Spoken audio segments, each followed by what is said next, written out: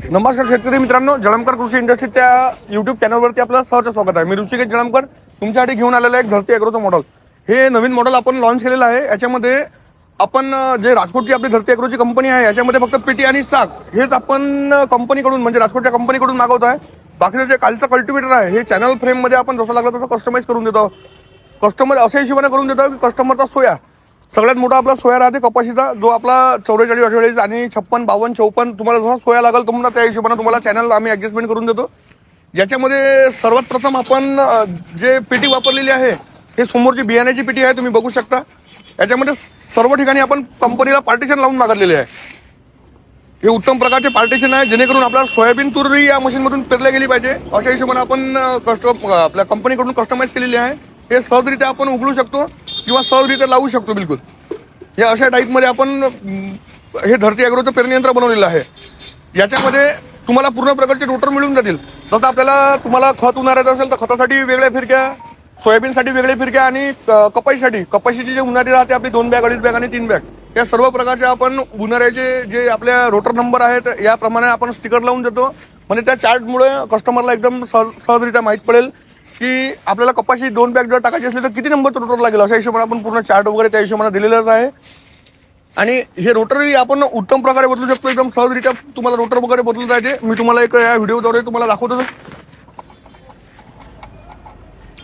हा एक पार्ट खोलल्यानंतर तुम्ही सहजरित्या हा जो आपला स्टील रॉडचा साफ्टिंग दिलेली आहे ही सहजरित्या तुम्ही लोटल्या जाते. बिलकुल हे लोटल्या गेल्यानंतर हे सहजरित्या तुम्ही आता हे माझ्याकडे जे रोटर आहे हे खताचं रोटर आहे. त्याच्यामध्ये तुम्हाला सर्वात प्रथम रोटर आहे आणि याच्यामध्ये रोटर नंबर दिलेले आहेत. आपण आपल्या चार्टमध्ये रोटर नंबर राहतील. तुम्हाला 2 नंबरचं रोटर कशासाठी वापरले जाते, 5 नंबर कशासाठी वापरले जाते, 7 नंबर कशासाठी वापरले जाते, हा पूर्ण चार्ट तुम्हाला मशीनद्वारे तुम्हाला लक्षात येईल बिलकुल. आणि आम्ही तसं नेताना तुम्हाला पूर्ण प्रकारे समजून सांगू. आणि सहजरित्या हे फिडिंग करायची असेल तर तुम्ही सहज फिडिंग करू शकता.